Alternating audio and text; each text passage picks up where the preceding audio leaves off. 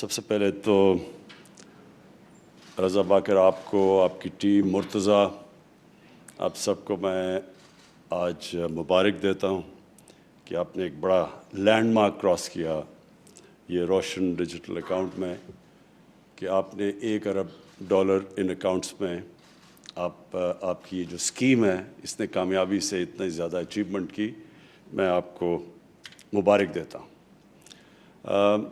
یہ جو آپ کی نئی اور اس کو آگے بڑھانے کے لیے اور اوورسیز پاکستانیز کی پارٹیسپیشن بڑھانے کے لیے جو آپ نے دو روشن اپنی کار اور جو روشن سماجی خدمت، یہ جو دو آپ نے اور پروڈکٹس دیے ہیں، انشاءاللہ یہ کامیاب ہوں گے.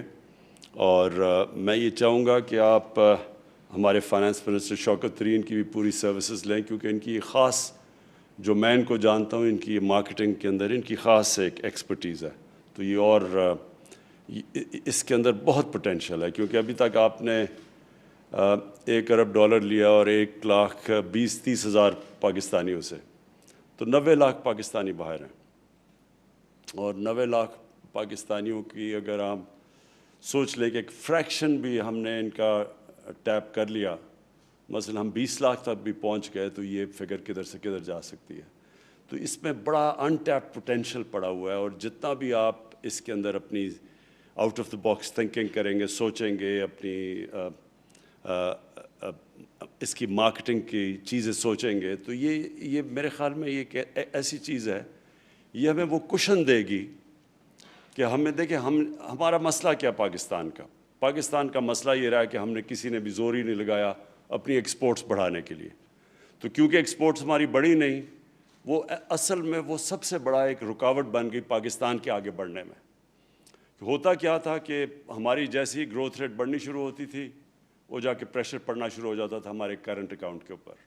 وہ جیسی وہ ڈیفیسٹ کے اوپر جانا شروع ہوتا تھا، ساری جو ہماری گروتھ ریٹ ہے وہ اس لیے رکتی تھی، وہ جو بوم اور بس سائیکل تھا، کہ ہمیں پھر ڈالرز کی کمی ہوتی تھی، کیونکہ جیسی جیسی گروتھ ریٹ بڑھتی تھی، امپورٹس بڑھتی تھی، ڈالرز کی کمی ہوتی تھی، ایکسپورٹس بڑھتی نہیں تھی.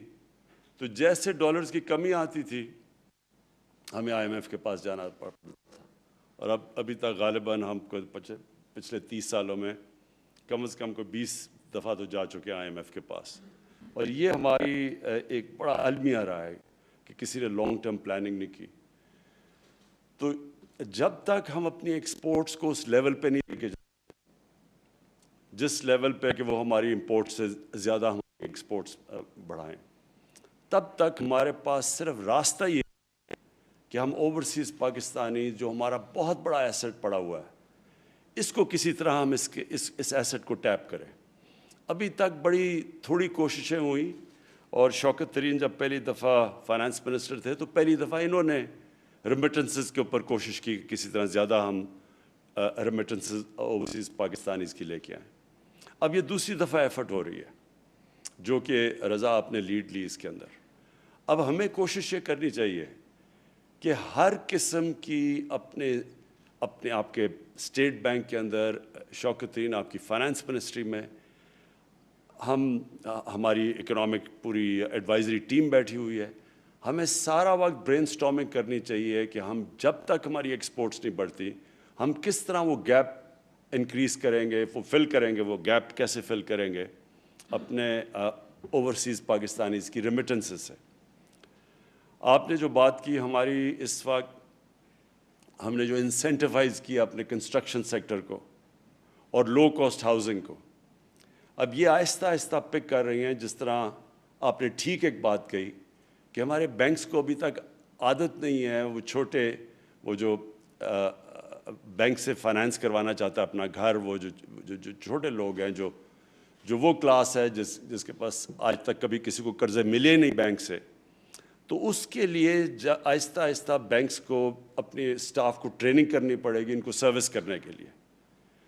اور جیسے جیسے ہماری کنسٹرکشن میں ماشاءاللہ بہت بڑی بوم آ رہی ہے، تو جیسے جیسے ہماری کنسٹرکشن بڑھتی جائے گی، ہاؤسنگ کی ڈیمانڈ بڑھتی جائے گی، ہاؤسنگ کے اندر زیادہ لوگ پیسے لگانا شروع ہو جائیں گے، تو ہمارا پریشر پڑے گا جا کے کرنٹ اکاؤنٹ کے اوپر.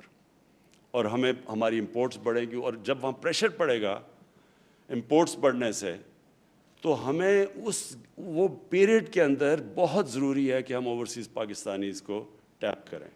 اس میں ابھی بھی ہم ماشاء اللہ ہم نے پچھلے ایک سال میں ریکارڈ ریمیٹنسز آئی ہیں اوورسیز پاکستانی سے. سارے پچھلے ریکارڈز ٹوٹ چکے ہیں. لیکن یہ بھی جس طرح ورڈ وہ ایکسپریشن استعمال کرتے ہیں ٹپ آف دی آئس برگ، یہ بہت ابھی تھوڑی سی ہے جو کہ ہم ان کو ٹیپ کر سکتے ہیں.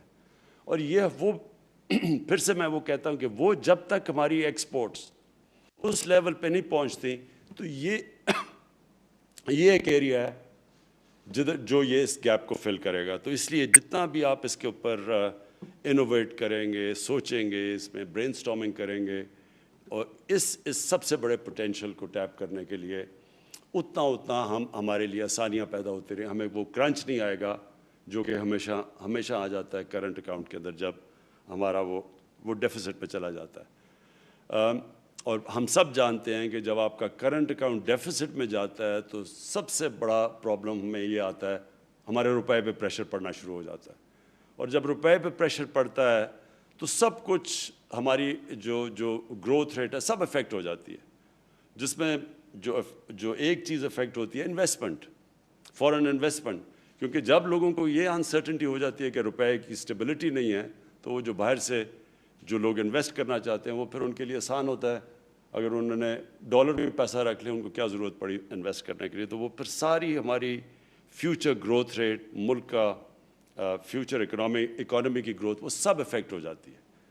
تو اس لیے یہ روشن ڈیجیٹل بڑا امپورٹنٹ ہے ہمارے لیے. بینکس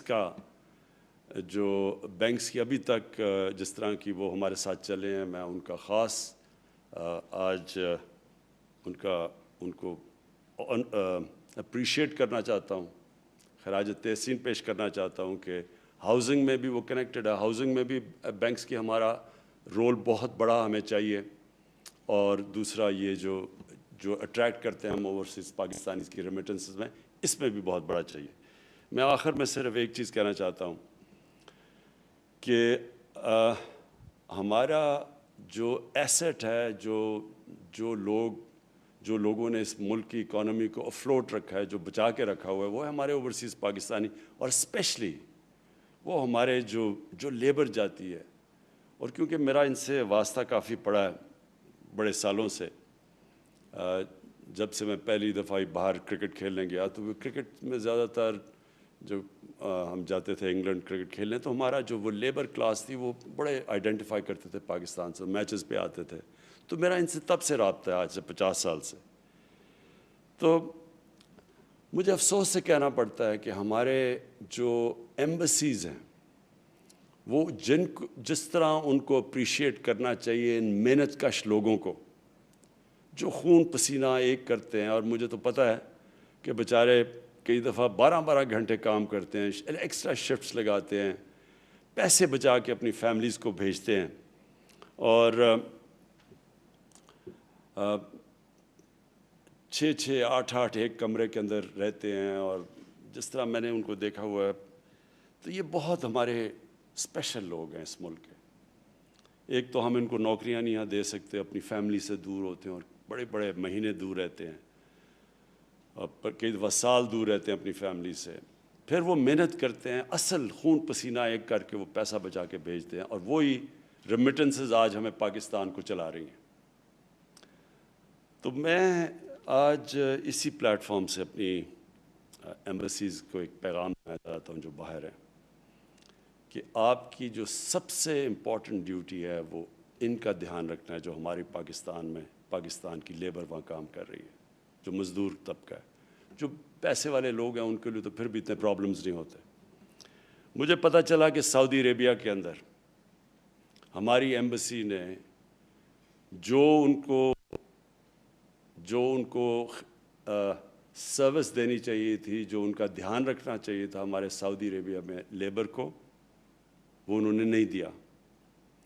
میں نے کل میں نے پوری اس کے اوپر فل اسکیل انکوائری بنائی ہے. ایمبیسڈر کے اوپر پوری میں انکوائری کروا رہا ہوں. میں زیادہ سٹاف وہاں واپس بلوا رہا ہوں پاکستان.